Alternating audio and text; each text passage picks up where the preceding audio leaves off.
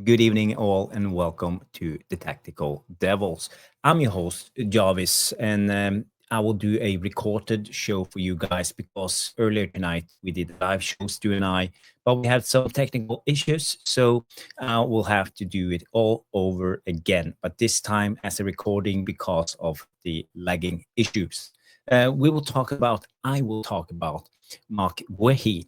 Man United are interested in the player, and we will delve into it. There will always also be some updates on Gomes, the Semenyo, and the Swedish wonder boy Kevin Filling. So, guys, girls, stay tuned, and I will be back after the intro.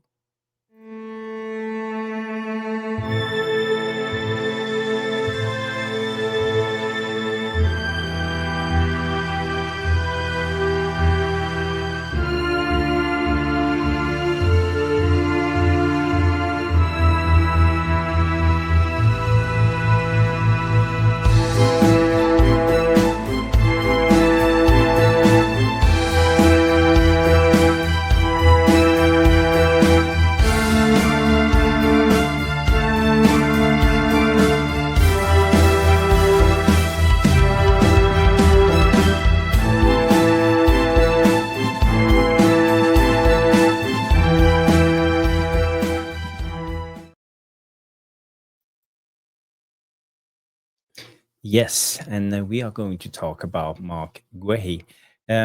Apparently, today it came out a report from Nate Salt, the Man United correspondent for Daily Mail Online and Daily Mail UK, a sports journalist coming in and bringing up this news.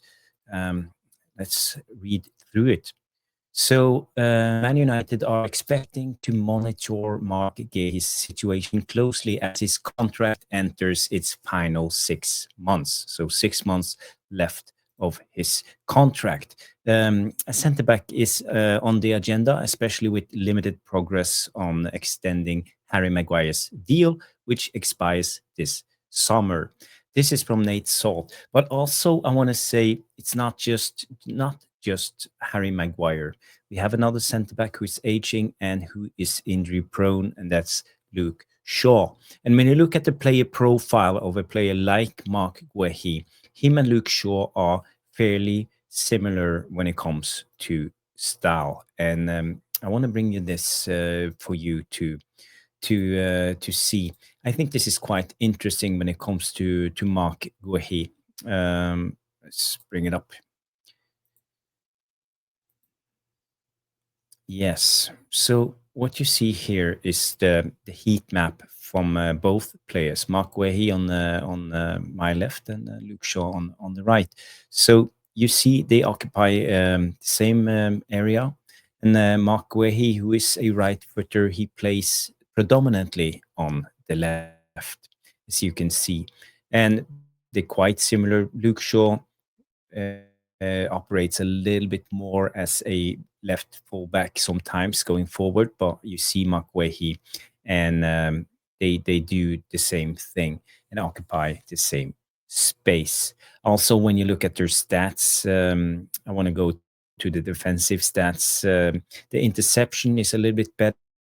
Is 1.2 interception per 90 with Luke Shaw's 0.7. Also, when it comes to tackles, is a little bit ahead. Shaw is clearances a game, and Luke Shaw is on 1.9. And when you go on to see other stats, it's ground duels one. He wins 60.6% of his duels, and Luke Shaw is on about 51%. Also, when it comes to aerial duels, he's just 1 meter 82 centimeters. He wins 65.9% of his aerial duels. Luke Shaw is on 65%. So I think for me, it's quite interesting. And I don't want to bring Maguire into this. It's more Luke Shaw. And we know Luke Shaw's contract is expiring, I would say, summer 2027. So he still has more than 1 year left on his contract. But I think we need to look ahead, and we need to figure out how to replace a player like Luke Shaw. We also have Martínez, who can play in that left wide centre back role, but we know Martínez can't be trusted because he's fairly injury prone. So I think it's quite clever from Ineos going out for a player like Marc Guehi. I want to look a little bit more at Marc Guehi's stats. He's done much in his short career, and if you see here, he's won both the FA Cup, the Charity Shield. He's won the Under-17 World Cup champions for England. He's also won the FA Youth Cup. I think it was with Chelsea, and the same with the English Youth League Under-18s.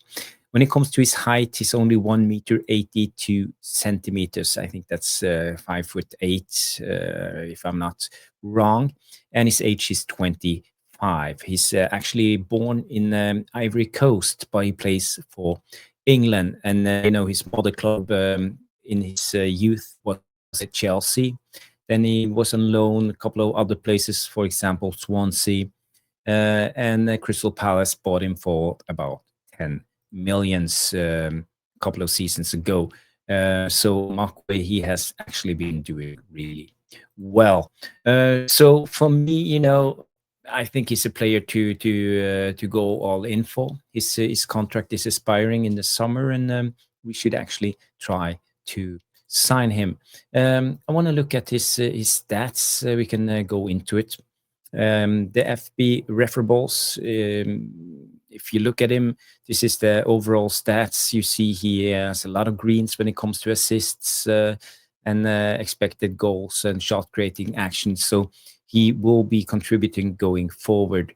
What I see as his weakness is his passes attempt, pass completion, but he thrives in progressive passes, and also when it comes to carries. So he's not a passer of a ball. He likes to carry the ball, and when he passes, he likes to pass it forward and try to create something. He's also quite good on the ball. Successful take-ons is in the 72 percentile compared with the top 5 leagues in Europe. So and also this is where he really thrives. Tackles 2.12 a game in the 89 percentile compared to all the big 5 leagues. If you compare him to similar players, one that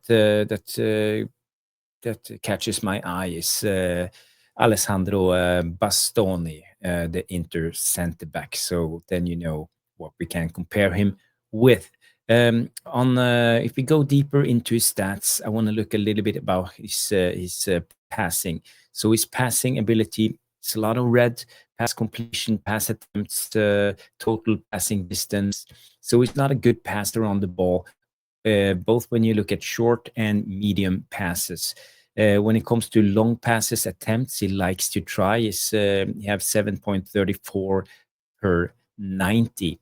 But I wanna look at this key passes. He's in the 94th percentile. Also passes into the final third and passes into the penalty area. So he's a creative centre back, to say the least. If you go into passing types, it's through balls. He's in the 97 percentile. So again, he's a creator. He likes to pass forward. Also, when it comes to switches and crosses, he could do a good job. And we know we need a good crosser from our left side. We can't trust Dallo, and I'm not sure about Dorgu also when it comes to this. Shot and goals creation is a lot of green, so we know that he will contribute going forward. But when it comes to his defensive play, I think tackles 1, tackles defensive third, mid third, attacking third, he thrives, and dribbles, tackled, he's in the 78 percentile. So we know that he can actually work on his own.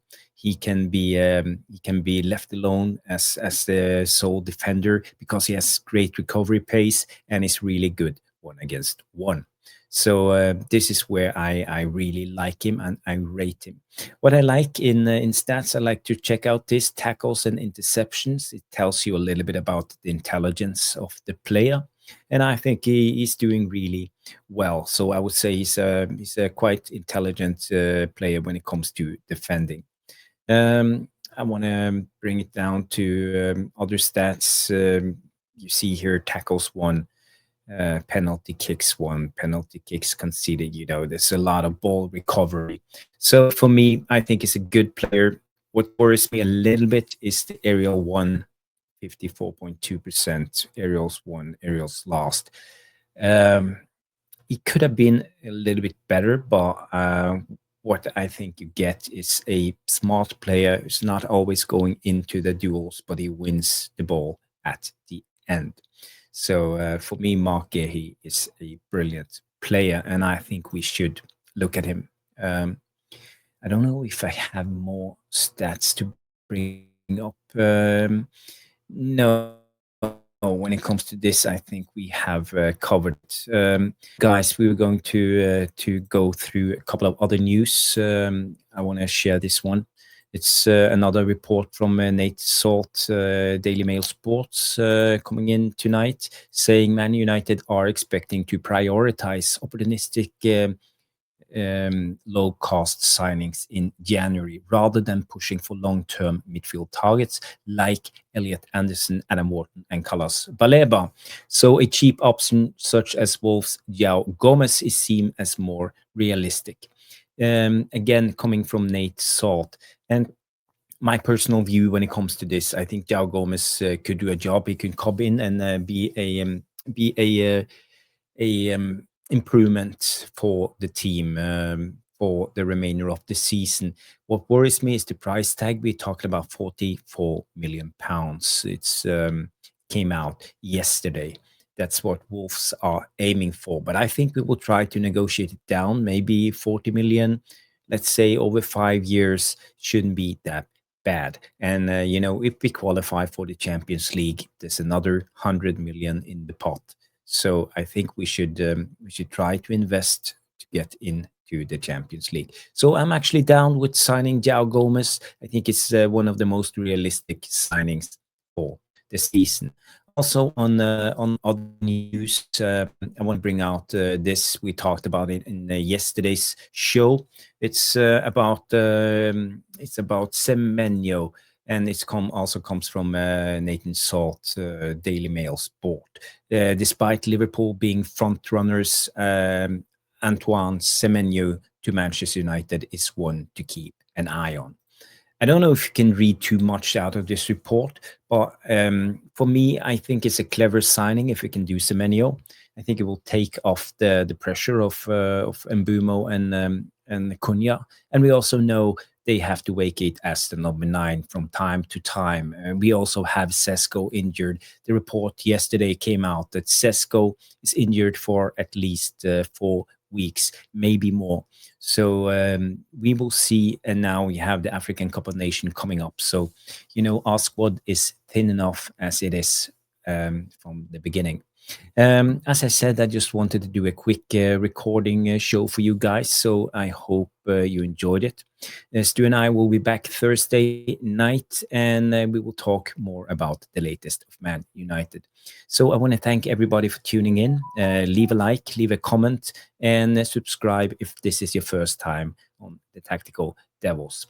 So it's been a great show. Thank you, everybody, and we will see you on the next. Jarvis out.